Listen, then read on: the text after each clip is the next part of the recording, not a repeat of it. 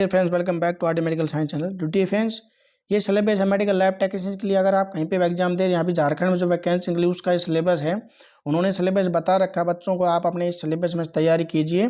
जो भी क्वेश्चन आएंगे सिलेबस के अकॉर्डिंग आएंगे। यहाँ पे करंट अफेयर, रीजनिंग, मैथ है, जीके, ये सब नहीं आती। सिर्फ ओनली सब्जेक्ट आएगा आपका, जो सब्जेक्ट आपने पढ़ाई की है डीएमएलटी में, बीएमएलटी में, फार्मेसी में, सभी बच्चों को यहाँ पे उन्होंने सिलेबस दे रखा था। हम यहाँ पे बात करें लैब टेक्नीशियन के सिलेबस की, ठीक है। तो जो भी आप किसी भी तरह के एग्जाम के कॉम्पिटिटिव एग्जाम की तैयारी करते हैं लैब टेक्नीशियन के लिए, उन सभी के लिए ये सिलेबस वैलिड रहेगा। क्योंकि अगर आप इस सिलेबस के हिसाब से अपनी तैयारी करोगे तो आने वाली जितनी परीक्षाएं वो काफ़ी हेल्पफुल रहेगा आपके लिए, ठीक है।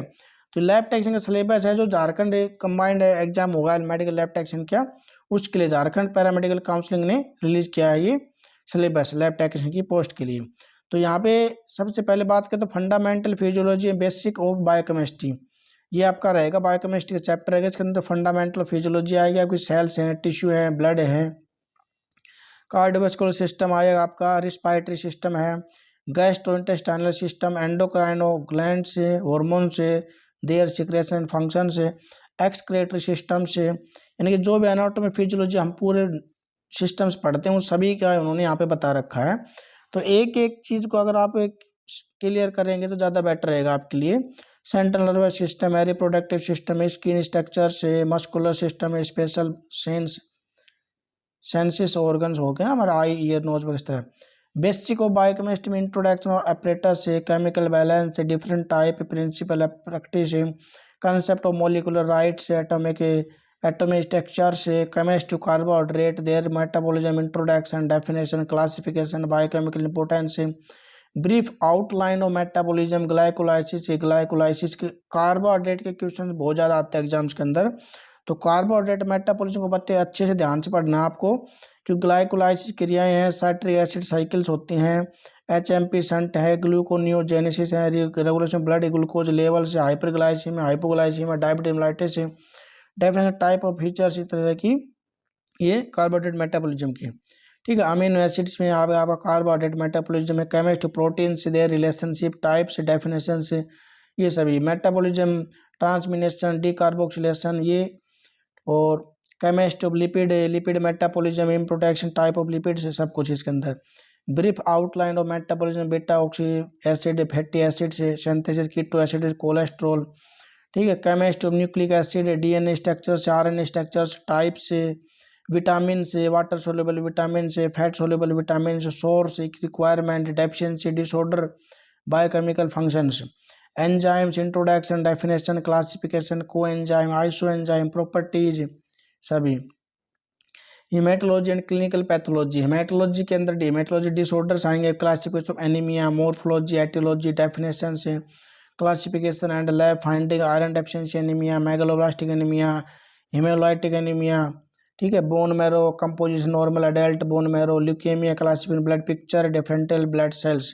तो हिमेटोलॉजी का आपको कंप्लीट नोट्स हमारे चैनल पे अवेलेबल हैं, बोन मैरो के बारे में, एनीमिया के बारे में, हिंदी इंग्लिश में मिक्स लैंग्वेज में है आपको। आप लीजिए अगर उनको जरूर देखिएगा, डिस्क्रिप्शन में लिंक मिल जाएंगे। बेसिक हिमेटोलॉजी के अंदर आपको ब्लड कलेक्शन, एंटीकोगुलेंट से use haematology, normal value haematology, basic haematology का टेक्निक से, आरबीसी काउंट, हीमोग्लोबिन मेथड से, PCV, calculation of absolute indices, RBC counting, total differential, absolute eosinophil, platelet count, erythrocyte sedimentation rate, reticulocyte count, preparation of blood film से, stain use haematology, morphology of red blood cells, सब notes आपका हमारे channel पर available मिलेंगे। ये जितने भी haematology के, morphology of leucocytes, platelets, bone marrow, technique of aspiration, preparation and staining of blood film, bone marrow biopsy, ठीक है, laboratory method use in investigation of anaemia. तो जितने भी मैंने आपको ये टॉपिक बताए हेमेटोलॉजी की, सब की वीडियो अपलोड हो रखी है हमारे चैनल पे। ऐसे क्लिनिकल पैथोलॉजी में आपके जितने भी बॉडी फ्लूइड्स होते हैं सब की वीडियो आपको नोट्स मिलेंगे, पीपीटी बाकायदा, ठीक है। तो उनको आप अच्छे से देख सकते हैं। यूरिन एग्जामिनेशन के अलग अलग मेथड, फिजिकल, केमिकल, माइक्रोस्कोपिक हैं। Examination body fluids, cells count, semen analysis है, CSF cerebrospinal fluid, stool examination से, ठीक है। अदर बॉडी फ्लूइड्स होते हैं। तो जितने भी फ्लूइड हैं सब के बारे में मैंने बता रखा। प्लीज़ आप जाकर विजिट जरूर कीजिएगा। प्लेलिस्ट बनी हुई है, अगर आप क्लिनिकल पैथ का नोट्स देखना चाहते हो क्लिनिकल पैथोलॉजी में जाइए, हेमेटोलॉजी में, बायोकेमिस्ट्री में, और जितने भी MCQs की वीडियो हैं वो भी अलग से हैं। Microbiology, introduction, history of microbiology, development of microbiology, discipline, contribution of Antony von Leeuwenhoek, Louis Pasteur, Robert Koch, ठीक है। जितने भी साइंटिस्ट इनके बारे में बेसिक बेसिक पता होना चाहिए हमें, कौन था, कहाँ से था, क्या खोज की थी इन्होंने, उनमें से क्वेश्चंस आते हैं अक्सर, ठीक है। माइक्रोस्कोपी के बारे में पता होना चाहिए। माइक्रोस्कोप अलग अलग टाइप्स होते हैं, कंपाउंड है, light microscope, bright field microscope, dark field है, इलेक्ट्रॉन माइक्रोस्कोप, इन सब के बारे में पता होना चाहिए, ठीक है। अगर आप कमेंट करेंगे तो मैं माइक्रोस्कोप के नोट्स हैं, एक अच्छी सी वीडियो आप सभी के लिए बना के ले आऊँगा उस पर। बैक्टीरिया, जनरल बैक्टीरिया क्लासिफिकेशन से, morphology, capsule bacteria, flagella, inclusion, ये सभी बैक्टीरिया की माइक्रोबायोलॉजी के अंदर आप बैक्टीरिया, पैरासाइटोलॉजी, फंजाई, ठीक है, और आपका वायरोलॉजी, ये सब माइक्रोबायोलॉजी का पार्ट होता है। लेकिन यहाँ पे उन्होंने टॉपिक भी बता रखे हैं आपको कौन कौन से टॉपिक पढ़ने हैं।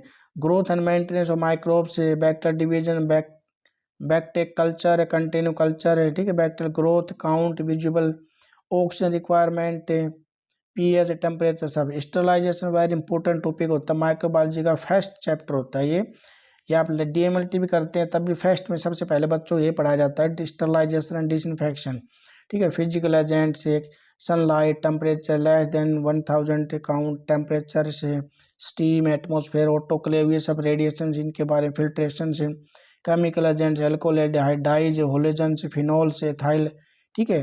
फिजिकल एग्जामिनेशन और केमिकल एग्जामिनेशन से जो होते हैं स्टरलाइजेशन के पार्ट्स। कल्चर मीडिया में बात करें तो कल्चर मीडिया क्या होता है, क्या डेफिनेशन होती है, कौन कौन से कल्चर मीडिया होते हैं, उन सब के बारे में आपको पढ़ना पड़ेगा। जितने भी मीडिया होते हैं, एरोबिक, एनारोबिक, उनके अंदर क्या होता है, कैसे बनाते हैं उनको, पेप्टन, वाटर, नॉर्मल, ठीक है, ये किस बैक्टीरिया के लिए कौन सा मीडिया यूज किया जाता है, सब।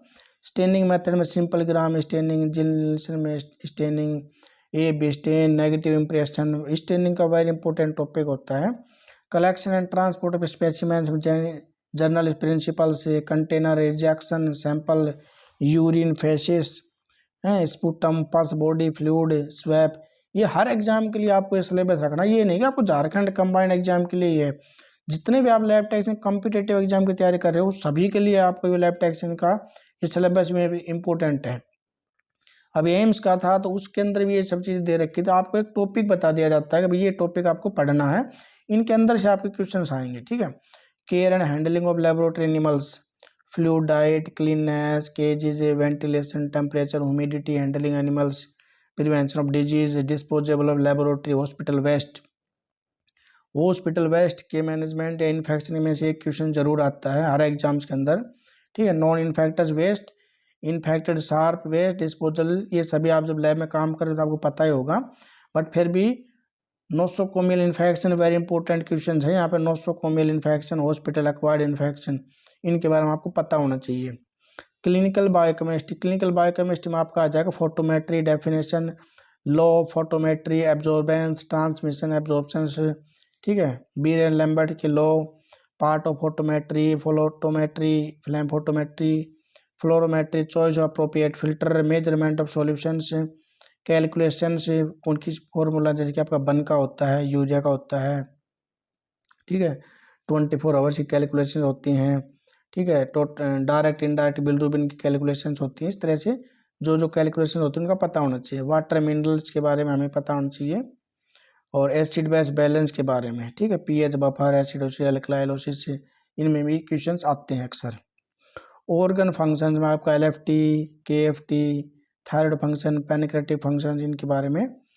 Cardiac profile, hypertension, angina, myocardial infarction pattern, cardiac enzyme in heart disease में।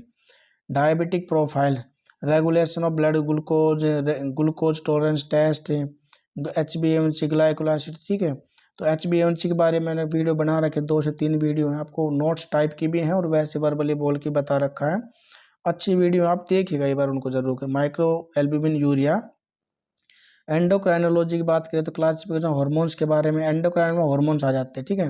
Regulation of general metabolism, mechanism of action of hormones है, पिट्यूटरी ग्लैंड, हाइपोथैलेमस है, hormones of their anterior pituitary, posterior pituitary, neurohypophysis, thyroid gland, adreno hormones, जितने भी हमारे glands होते हैं उन सभी के बारे में हमें पता होना चाहिए, कौन से ग्लैंड से कौन सा हार्मोन्स हमारा निकलता है। अब बात करें histo and cytology. Histo and cytology हमें जितनी भी हिस्टो की हमारी प्रोसेसिंग होती है सबके बारे में पता होना चाहिए। Introduction histopathology, explorative cytology, basic step of tissue processing, fixation, embedding, microtomy, staining मशीनों के बारे में, माइक्रोटोमी जो नाइफ होते हैं उनके टाइप्स के बारे में, स्टेनिंग कौन सी की जाती है, माउंटिंग, मीडिया, डीकैल्सिफिकेशन, मतलब जो भी हिस्टोपैथोलॉजी में आ जाते हैं सब, ठीक है। Equipment, microscope, microtome, microtome, type, use, part, different type में जितने टाइप के होते हैं हिस्टोपैथोलॉजी पूरी पढ़नी पड़ेगी हमें। स्टेनिंग मेथड, हेमेटोजाइलिन, ईओसिन, रेटिकुलन, जितने भी टाइप हिस्टो में स्टेनिंग होती हैं, कौन सी स्टेनिंग किस टिश्यू के लिए की जाती है, कार्बोहाइड्रेट के लिए कौन सी होती है, ठीक है, फैट के लिए कौन सी होती है, टिश्यू के लिए कौन सी होती है, ठीक है, ग्लाइकोजन के लिए कौन सी स्टेनिंग होती है, इस तरह से अलग अलग स्टेनिंग होती है ना सभी। Mountain of pathological specimen, introduction, preparation specimen, fixation, ये पूरा हिस्टोपैथोलॉजी का। इम्यूनोएंसियोलॉजी एंड पैरासाइटोलॉजी, ये भी एक माइक्रोबायोलॉजी का पार्ट होता है, लेकिन अलग अलग आते हैं आपको। एंटीजन एंटीबॉडी के बारे में, उनके रिएक्शन से, ब्लड ग्रुप के बारे में, इम्यूनिटी के बारे में अक्सर क्वेश्चन बहुत ज़्यादा आते हैं।